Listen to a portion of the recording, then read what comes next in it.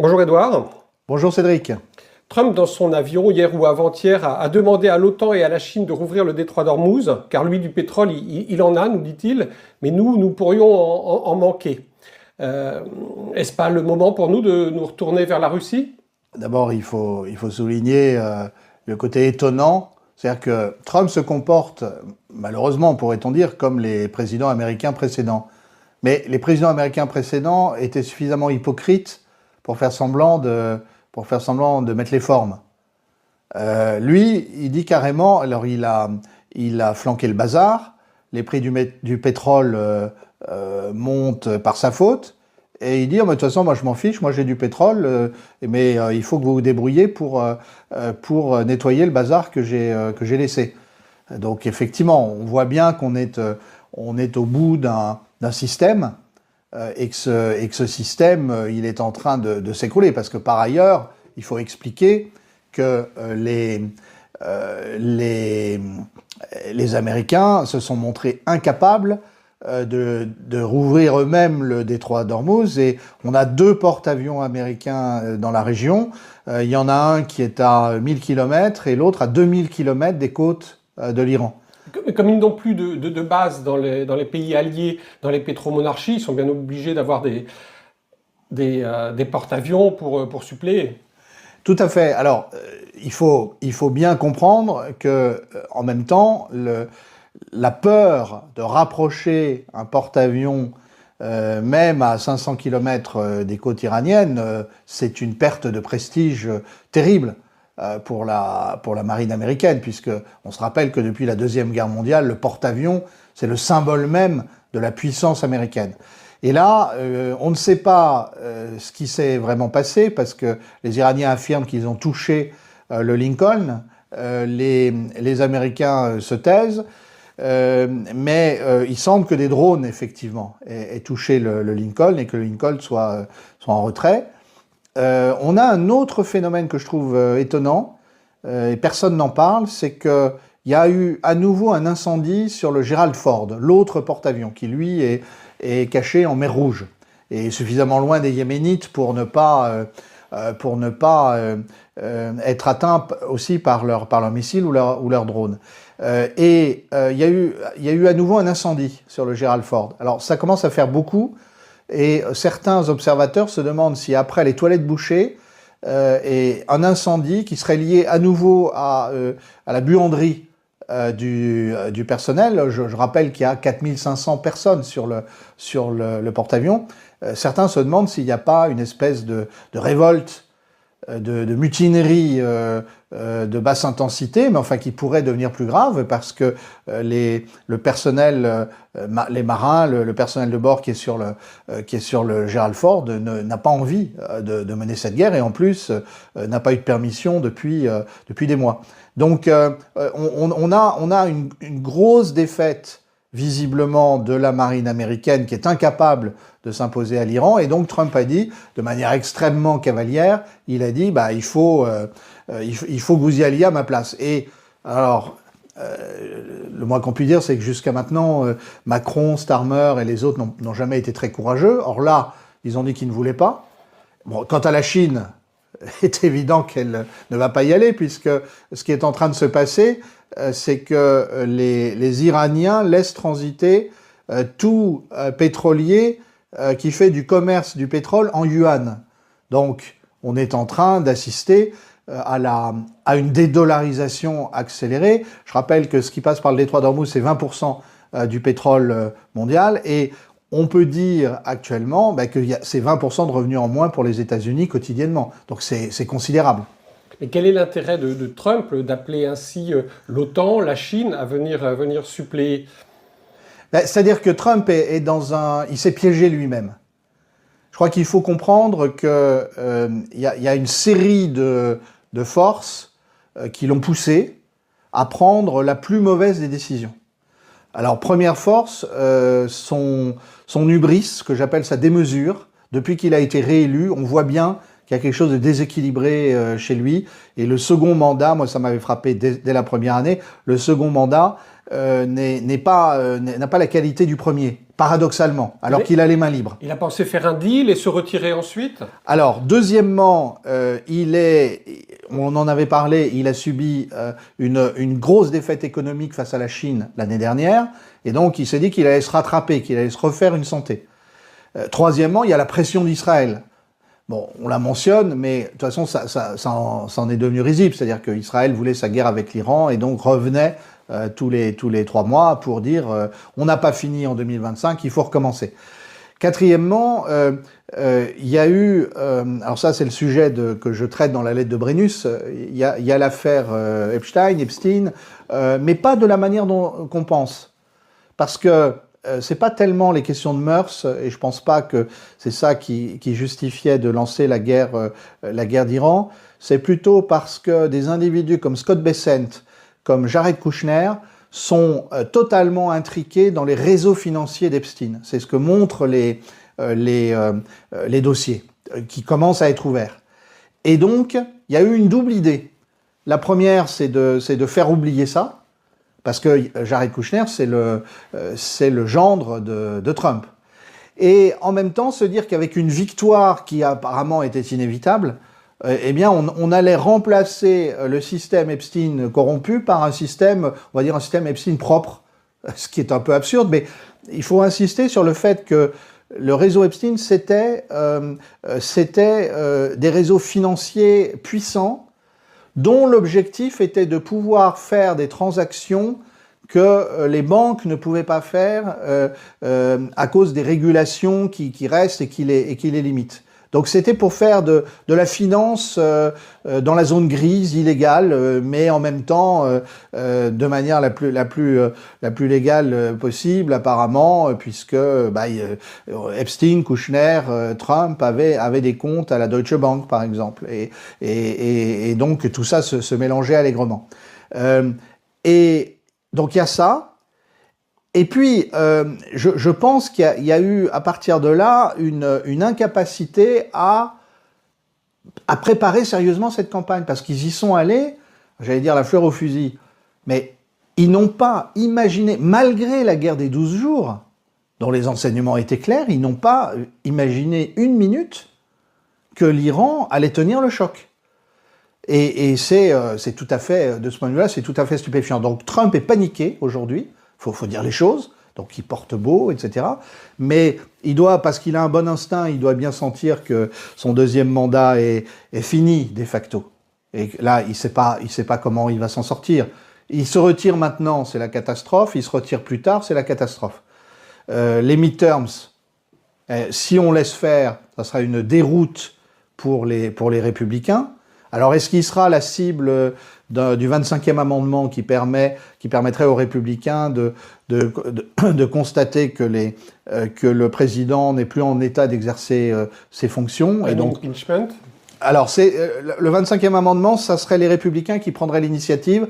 C'est un peu différent de la procédure d'impeachment, mais ça veut dire que les républicains voudraient sauver leur peau et feraient tout pour mettre J.D. Vance à la place, pour sauver les midterms, les élections de mi-mandat en novembre 2026. Simplement. Alors peut-être un mot sur J.D. Vance, qu'on n'a pas beaucoup vu depuis le début de cette guerre. Il fait partie de l'entourage, évidemment, il est vice-président des États-Unis, très proche de Donald Trump. Il semblerait que lors d'une réunion assez fermée dans le bureau ovale, Trump et son entourage étaient assez va-t-en-guerre et que lui aurait été un peu plus mesuré. Je crois. On a tous les éléments qui permettent de reconstituer ce qui s'est passé.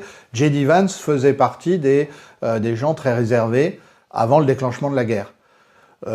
Sans doute avait-il un peu plus travaillé son dossier. Peut-être qu'il y a la différence d'âge qui joue entre lui et Trump.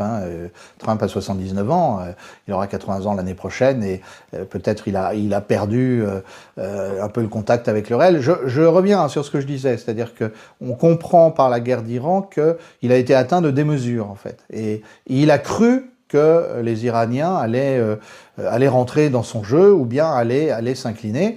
Alors, il y a eu cette scène absolument extraordinaire la semaine dernière où Pete Hegseth, le secrétaire à la Défense, est en train Secrétaire à la guerre, oui, est en train de dire que les dirigeants iraniens sont planqués comme des rats.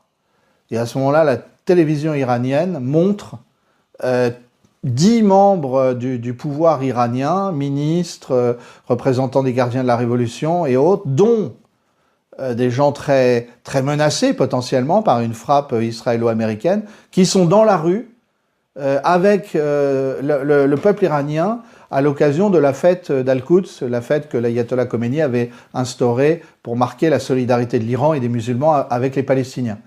Donc c'est un camouflet. Alors ensuite, on a vu évidemment cette fin de semaine la machine de propagande se remettre en route. Alors ils ont ressorti une nouvelle fois Reza Pahlavi qui a fait un discours derrière une vitre blindée à Munich pendant que Larijani lui se promenait dans les rues de Téhéran vendredi avec des gardes du corps, mais très peu de protection en fait, avec un vrai risque, hein, mais je veux dire, pour gagner une guerre, il faut prendre des risques quelquefois. Et là, il y a eu un signe qui a été envoyé sur ce qu'est le moral du peuple iranien et l'esprit de résistance. On n'est plus simplement dans la résilience maintenant. On est dans un esprit de résistance et même pour aller jusqu'à la victoire. Bon. Alors que Netanyahou, lui, avait disparu pendant quelques jours. Oui, alors on ne sait pas d'ailleurs. À l'heure où on se parle, on ne sait pas si Netanyahou est vivant ou mort. Hein. Il y a eu une vidéo hier, comme il y en avait une jeudi de mémoire. Dans les deux cas, on a montré que c'était de l'intelligence artificielle. Donc ça n'a pas du tout dissipé le doute. Et comme disait un commentateur, les Israéliens ont mis 8 ans à avouer qu'Ariel Sharon était mort. Là, ils vont peut-être avoir à prendre un peu moins de temps. On ne sait pas. Hein. Moi, je ne tranche pas. Il y a des arguments pour, des arguments contre. On a vu circuler des vidéos. On sait que le frère de Netanyahou a été tué. On sait que le fils de Ben Gvir a été grièvement blessé dans des combats au Liban. On a des chiffres qui circulent sur des pertes énormes, mais il y a une censure israélienne quasi absolue. On arrive à voir la dureté des frappes iraniennes sur Israël, et en particulier sur Tel Aviv, mais pas seulement, à partir de vidéos qui sont faites par des ouvriers chinois qui travaillent en Israël à la reconstruction du pays. Après les dégâts de juin 2025. De la guerre des 12 jours. De la guerre des 12 jours. Bon. Donc, c'est par là, et donc sur les réseaux sociaux chinois, on a beaucoup de vidéos, et les Israéliens n'osent pas censurer les Chinois. Ça en dit long, d'ailleurs, sur le rapport de force. Donc, vous voyez, on a une situation qui est catastrophique du point de vue américano-israélien, et visiblement des gens qui n'avaient pas pensé au-delà de 2-3 jours de guerre. Et après, qu'est-ce qu'ils font ? Trump a déjà annoncé 9 fois que les États-Unis avaient gagné.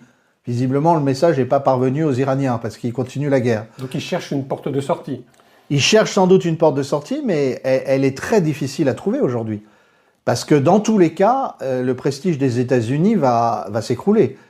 Alors, je fais une parenthèse pour ceux qui nous écoutent et qui nous regardent. Ils peuvent être surpris parce que quand on regarde les médias établis, on a l'impression que c'est la rhétorique de Trump qui l'emporte. Et je sais pas, j'ai même pas regardé si la possibilité que Netanyahou soit mort a été mentionnée sur un média établi. En tout cas, si on va vers la presse asiatique, si on va vers les réseaux sociaux, on s'aperçoit que là, tout le monde pose la question. Personne n'arrive à savoir, mais tout le monde pose la question. Et donc, on a une défaite qui se profile.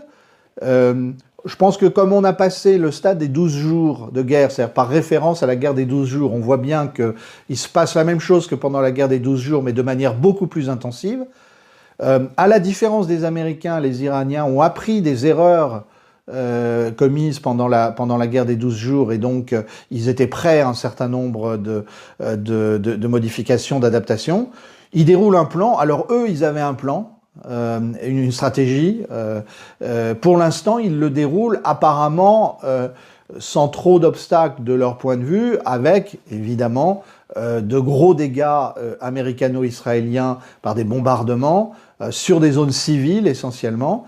Mais quand vous regardez les cartes montrées par le Pentagone, vous vous apercevez que les avions américains ne réussissent pas à se rapprocher au-delà d'une certaine distance du territoire iranien. Il n'y a aucune maîtrise de l'espace aérien iranien. Les termes employés par Trump sont forts. Il parle d'anéantir l'Iran, le peuple iranien.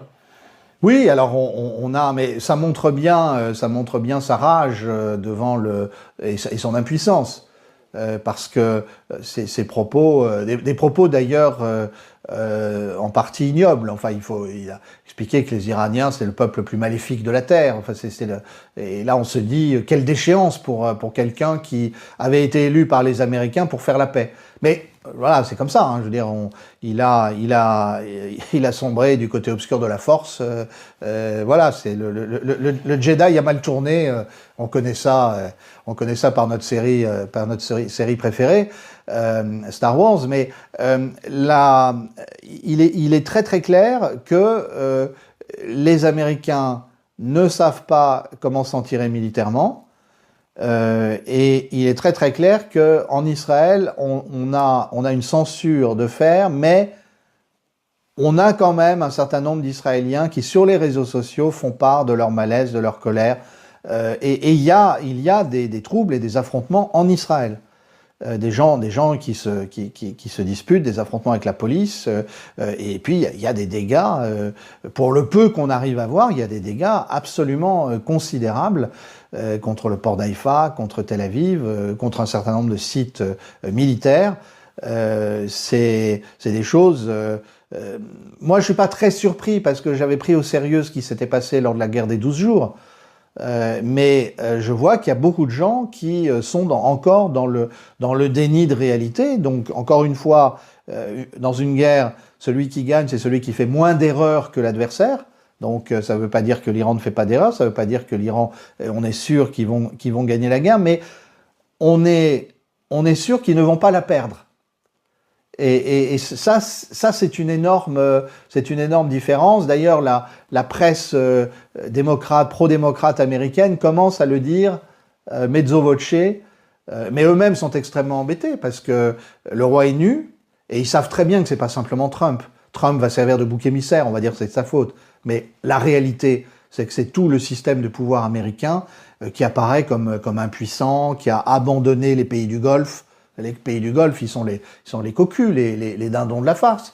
On leur a dit qu'on leur mettait des bases, ils ont payé très cher pour entretenir ces bases, et ces bases ne sont même pas capables de les protéger. Mais ces pétromonarchies devaient investir des milliards de dollars aux États-Unis. C'est fini. C'est fini. Ça va changer la donne ou pas? Ça va changer énormément la donne. Ce qui est difficile dans la situation que nous avons, et encore une fois, la difficulté, elle est liée au fait que nos milieux dirigeants, nos journalistes, nos experts, dans l'immense majorité, je dis pas tous, hein, mais dans l'immense majorité, ils n'ont pas le courage de dire publiquement la réalité.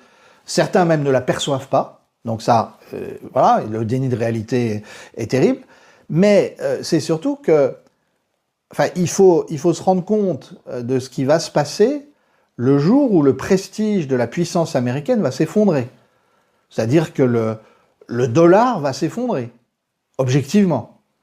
Et donc, c'est la fin d'un monde. C'est la fin d'un... Alors, il y avait eu le monde de la puissance américaine incontestée et relativement saine, on va dire, qui restait relativement saine parce que de Roosevelt à John Kennedy, on a eu de grands présidents. Bon, Truman n'était pas une lumière, mais on a eu des présidents qui avaient des choses claires dans l'esprit et puis surtout qui restaient respectueux des alliés. Alors, depuis, alors Larry Johnson, ça a été une phase de transition. Non, pas Lyndon Johnson, pardon. Larry Johnson, c'est un expert, un ancien de la CIA qui fait des très bonnes vidéos d'ailleurs. Mais À partir de Nixon a été mis en place un autre système, qui est celui du dollar papier, de la fiat currency. Alors, pendant 50 ans, les Américains ont régné sur le monde grâce à ça, avec une grande brutalité, en se désindustrialisant, mais ils étaient encore apparemment les plus puissants. Et puis là, ils viennent de subir en Ukraine une première défaite terrible en Ukraine. Il faut appeler les choses par leur nom, même si les Russes, ils vont lentement, mais les États-Unis et l'OTAN n'ont pas été capables de battre militairement la Russie. Ils sont en train de subir une deuxième défaite militaire terrible face à l'Iran, et qui va apparaître. Ils ont en plus subi une défaite économique humiliante face à la Chine, qui a commencé dès la fin 2023, donc avant l'arrivée de Donald Trump, à contingenter les exportations de terres rares et de matières premières vers le reste du monde, en particulier vers le monde occidental. Et en fait, ils ont été incapables de répondre à ça. Et le 30 octobre dernier, lorsque Donald Trump a rencontré Xi Jinping, la rencontre s'est passée très rapidement. Elle n'a pas du tout duré ce qu'elle aurait dû durer, parce qu'en fait, Trump n'avait aucune carte en main. Donc Xi Jinping a fait quelques concessions de façade sur l'exportation de terres rares ou autres. Il a mis des délais à l'arrêt total. Bon. Et là, théoriquement, dans un mois, Trump se retrouve à nouveau face à Xi Jinping. On imagine l'humiliation. C'est absolument terrifiant. Alors, défaite américaine peut-être, mais peut-on parler de défaite israélienne ? On voit ce qui se passe au Liban, qui est terrible. Quasiment 1 million de personnes qui doivent fuir le sud.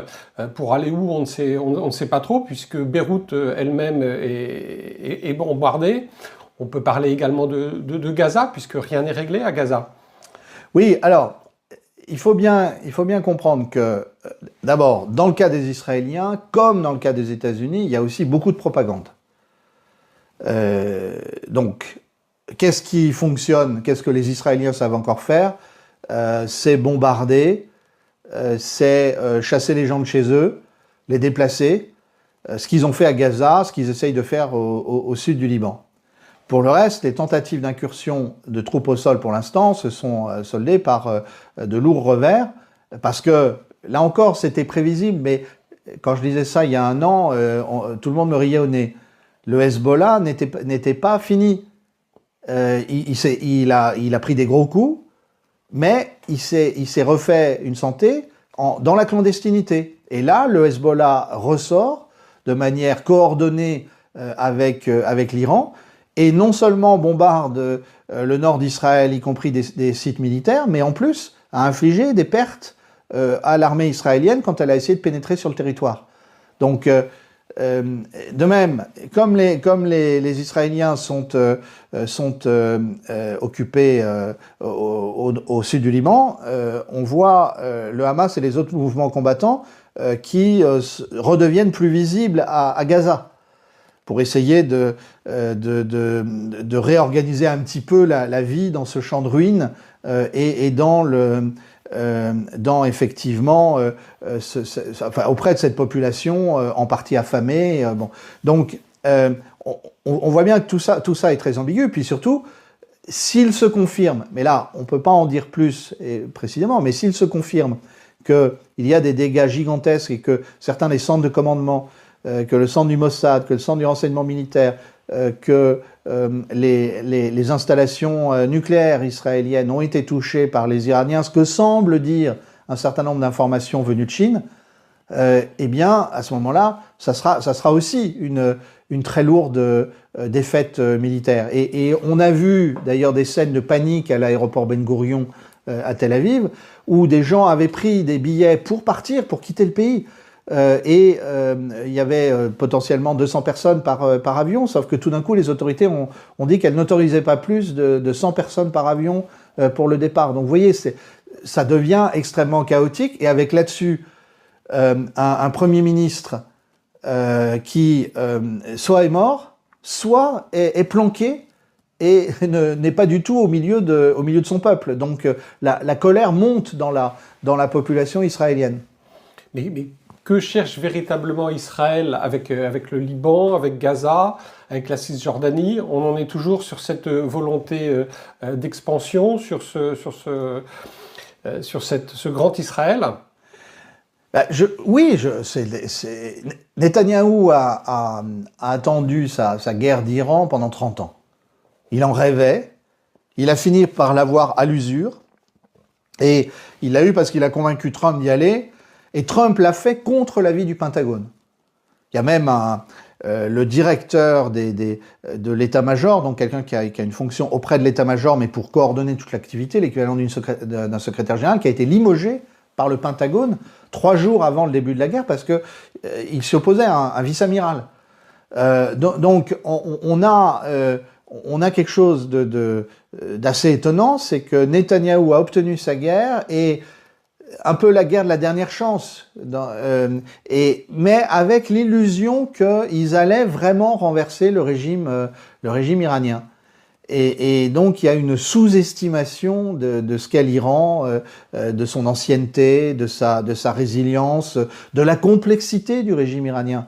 On nous parle du régime des mollahs avec mépris en permanence, mais les gens qui disent ça montre qu'ils n'ont jamais regardé que l'Iran de révolutionnaire et post-révolutionnaire, c'est un équilibre extrêmement compliqué, et que le corps des gardiens de la révolution, ils sont pour un certain nombre d'entre eux extrêmement laïcs. Donc on n'a pas voulu voir la complexité du système iranien, on a sous-estimé le patriotisme iranien qui se manifeste tous les jours, et donc c'est la catastrophe aussi pour Israël, qui en plus savait très bien qu'il ne pouvait rien faire sans les États-Unis pour vaincre l'Iran. Sauf que si les États-Unis n'y arrivent pas, à ce moment-là, Israël a complètement raté son coup. Et les chiites ne sont pas des sunnites, c'est pas la même organisation. Oui, alors là, il faudrait que vous parliez avec des gens qui sont spécialistes et qui sont capables d'expliquer. Moi, Mais ça rejoint votre explication d'État-nation, d'État-civilisation. Oui. Alors, je pense que l'Iran,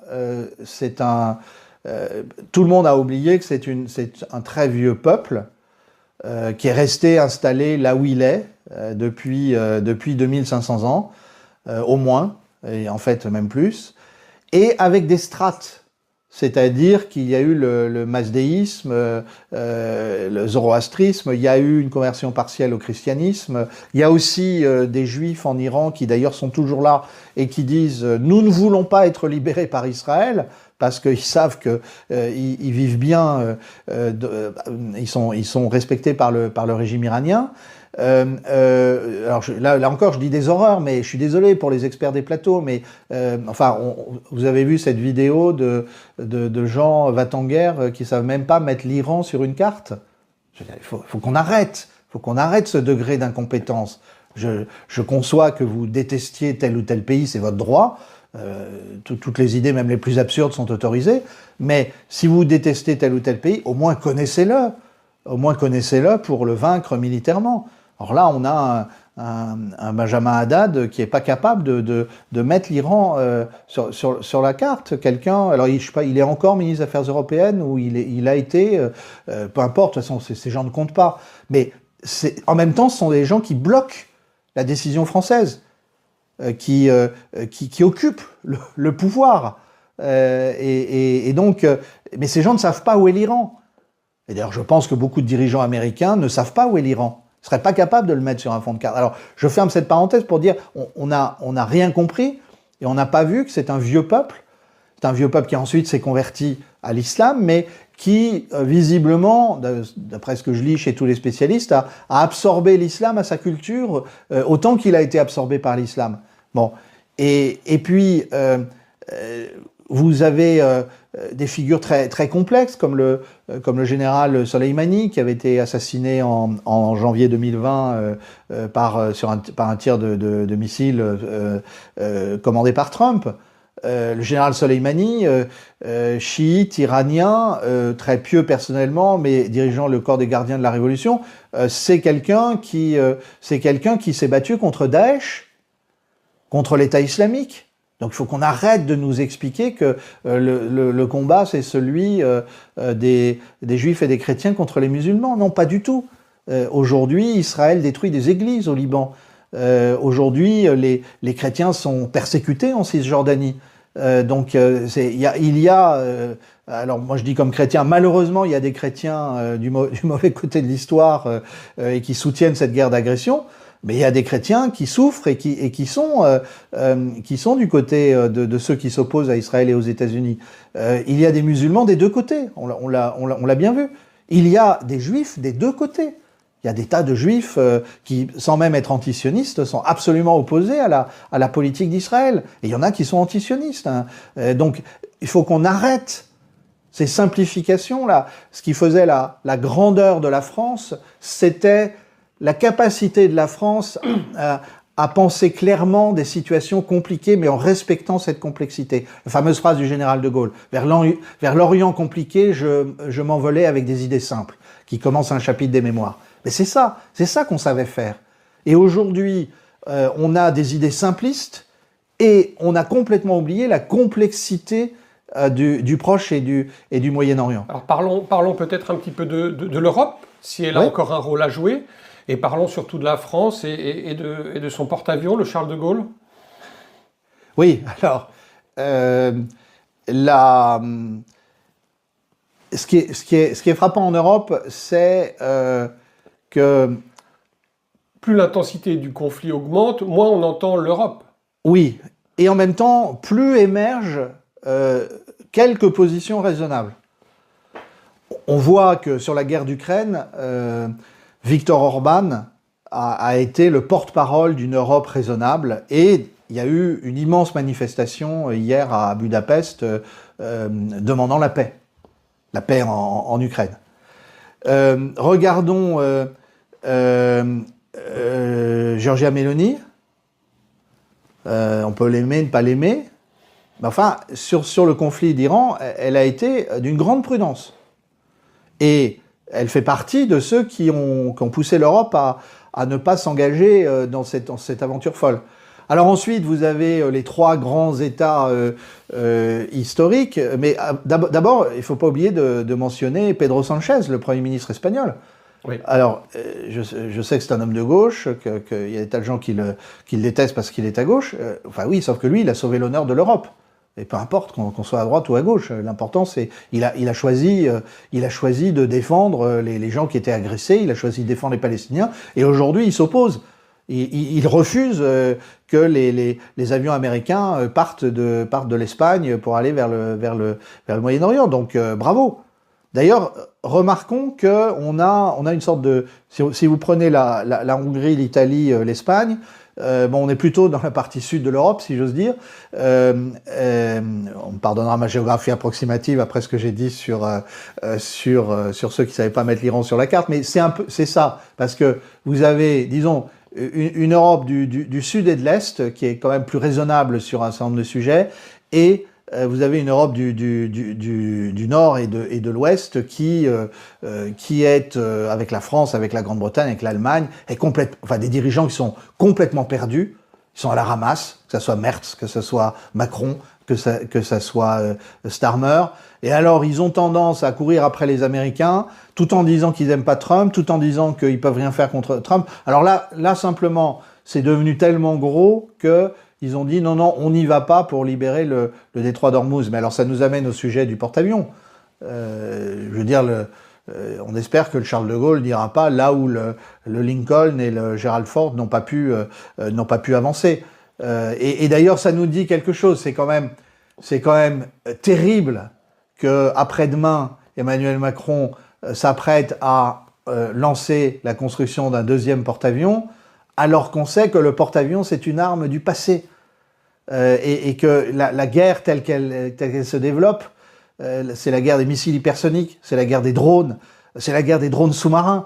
C'est la nécessité de revigorer notre dissuasion nucléaire, évidemment, mais c'est pas de construire un nouveau porte-avions. Et de ce point de vue-là, c'est terrible l'archaïsme des dirigeants français, la manière dont ils peuvent être tournés vers le passé. Enfin, dans notre histoire, il y a vraiment le meilleur et le pire, mais le pire, c'est quand les gens ont 3 guerres de retard. Donc nous sommes à 15-16 jours de guerre aujourd'hui. Est-ce que vous voyez quand même se profiler une conclusion, une porte de sortie? Je crois que les Américains ont commis une énorme erreur psychologique. Ils n'ont pas compris que cette fois-ci, les Iraniens ne feraient aucun compromis. Au départ, Trump pensait refaire le coup, dire aux Iraniens, vous nous laissez faire quelques bombardements, puis après on s'arrête. Non. Ensuite, il a rejoint les idées de décapitation du régime, mais c'est pas pardonnable. Il y a une vieille coutume des relations internationales selon laquelle on ne tue pas le chef de l'État adverse en guerre, parce que si on fait ça, c'est n'importe quoi après. D'ailleurs, vous le voyez bien. Oui, et puis on radicalise la base. On radicalise, et puis vous voyez bien, ils ont tué Khamenei le père. Maintenant, il est très probable que les Iraniens aient tué ou vont tuer Netanyahou. Parce qu'il n'y a pas de pardon possible à ce moment-là. Et puis surtout, les Iraniens veulent faire comprendre qu'il n'y aura pas de compromis. Donc c'est ça qui rend difficile, parce que si Trump se retire maintenant, il est ridiculisé, les États-Unis s'effondrent, la puissance, le prestige, la puissance américaine s'effondre, et le dollar s'effondre matériellement assez rapidement. S'il se retire, s'il essaye de doubler la mise et de refaire une série de bombardements, mais ça ne va faire qu'ajouter à la souffrance des Iraniens, donc ça va les souder encore plus avec leur gouvernement. Et surtout, ce que visiblement les Américains et les Israéliens n'ont pas compris, c'est qu'une guerre victorieuse, c'est le meilleur moyen pour un pays de changer, de s'adapter, de se réformer. Et donc on peut penser que si la dynamique actuelle continue, les Iraniens vont trouver en eux-mêmes les ressources de changer tout ce qui ne va pas dans le régime actuel, dont on voit bien qu'il était fatigué par certains aspects. Il y a une baisse de la pratique religieuse. Est-ce que le poids des religieux dans le régime correspond à ce qu'il faut, etc., etc. Mais vous imaginez le prestige d'un Larijani quand il aura gagné cette guerre, et vous imaginez ce que peut être gagner à quel prix? Un pays qui... On a oublié ce que c'est que la guerre. Je veux dire, la France, après la Première Guerre mondiale, elle a eu un sursaut, elle était fière de ce qu'elle était. Alors, elle avait beaucoup subi, puis après, les dirigeants se sont soumis aux oukases britanniques. Mais on voit bien, aussi maltraitée qu'elle a été pendant la Deuxième Guerre mondiale, la France a été capable de donner les années 50, les grandes réformes, les grands chantiers, ensuite le général de Gaulle. Donc, un pays qui sort victorieux de la guerre, il a en lui-même des ressources insoupçonnées. Ça va se passer avec la Russie de Poutine aussi, d'ailleurs, de la même manière. Et donc, les Américains, les Israéliens n'avaient pas du tout prévu ça. Mais il y a des morts, sans doute plusieurs milliers de morts en Iran. Il y a des destructions, mais l'Iran aura osé, comme la Russie, ce que personne jusque-là n'avait osé, c'est-à-dire défier la superpuissance. Et l'Iran leur a fait, appuyé certes par la Russie et la Chine, mais enfin, c'est eux qui sont en première ligne en ce moment. Donc, je pense que nous n'avons pas idée de comment ça va s'arrêter, parce que les Américains sont dans une impasse. Personnellement, j'ai tendance à penser que ça va aller assez vite, parce que il y a des forces structurelles qui ont été déclenchées, les pertes financières des États du Golfe, tout ça fait que ils veulent basculer de l'autre côté, ils veulent essayer de se sauver s'ils le peuvent.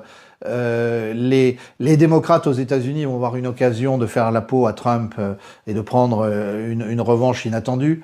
On a beaucoup d'éléments comme ça, et puis l'Europe, pour revenir à elle, elle va prendre un peu plus d'autonomie de facto.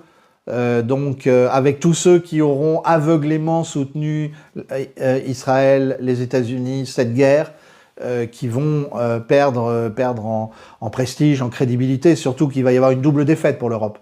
Il va y avoir aussi la défaite en Ukraine qui va devenir visible. Donc tout ça fait que ça peut se finir à l'été, ça peut se finir plus vite, mais l'année 2026, sans aucun doute, sera l'année de l'effondrement de l'Empire américain, comme 1991 avait été, 90-91 avait été l'effondrement de l'Empire soviétique. Et c'est ça, et c'est un événement gigantesque. Hein. Il faut en prendre la mesure. Donc nous allons donc vers une recomposition du paysage et vers un monde multipolaire à nouveau. Alors on va vers un monde multipolaire qui va être compliqué, hein, parce que pour l'instant tout le monde est d'accord contre les États-Unis. Je veux dire la Russie, la Chine, l'Iran. On voit bien que les États-Unis ont gâché une carte avec l'Inde, qui était toujours un peu hésitante à rompre avec eux, mais maintenant c'est plus possible. Israël qui se vantait d'avoir mis l'Inde dans sa poche et d'avoir un allié de rechange si les États-Unis flanchaient un peu, ils ne se rendent pas compte de la détestation que leur comportement a suscité, et en particulier parce qu'ils ont instrumentalisé la visite de Modi, du Premier ministre indien en Israël. Donc il y a quelque chose qui va changer, effectivement. Ça nous pose la question de où la France va se situer. Et moi, je vois une occasion extraordinaire pour balayer une classe dirigeante archaïque, qui ne comprend rien au monde, qui nous a trompés maintes fois, et pour nous appuyer sur nos vraies ressources. Nous sommes encore une puissance nucléaire, donc nous pouvons parler d'égal à égal avec les grands. Nous avons des territoires d'outre-mer qu'il faut absolument valoriser, parce que c'est ça l'atout de notre puissance. Nous avons la francophonie. Et puis nous avons un modèle romain d'assimilation à réveiller, de manière à donner à une population qui aujourd'hui est en partie d'origine immigrée une raison d'être français et d'être fier d'être français. Voilà, pour moi, sont les éléments clés de ce qu'il va falloir changer. Il va y avoir aussi un certain nombre d'éléments de réforme. Il va falloir sortir complètement ou partiellement de l'Union européenne. Il va falloir sortir de l'OTAN. D'ailleurs, Trump est en train de nous chasser de l'OTAN, donc faisons-le à ce moment-là. Mais ça ne sera pas pour travailler avec l'Allemagne. Il faut renoncer à tous les vieux schémas qui nous ont paralysés depuis 50 ans. Donc voilà un vaste programme et une lueur d'espoir. Merci Édouard. Oui, bien sûr, il faut garder l'espoir, parce que les souffrances des Iraniens, les souffrances des Libanais, les souffrances des Israéliens sont atroces actuellement. C'est une guerre qui était totalement inutile, mais les choses sont là, et il va émerger un nouveau monde, et moi, mon souhait le plus cher, c'est que la France fasse partie de ce nouveau monde, pas simplement comme spectatrice, mais comme co-organisatrice. Merci. Merci.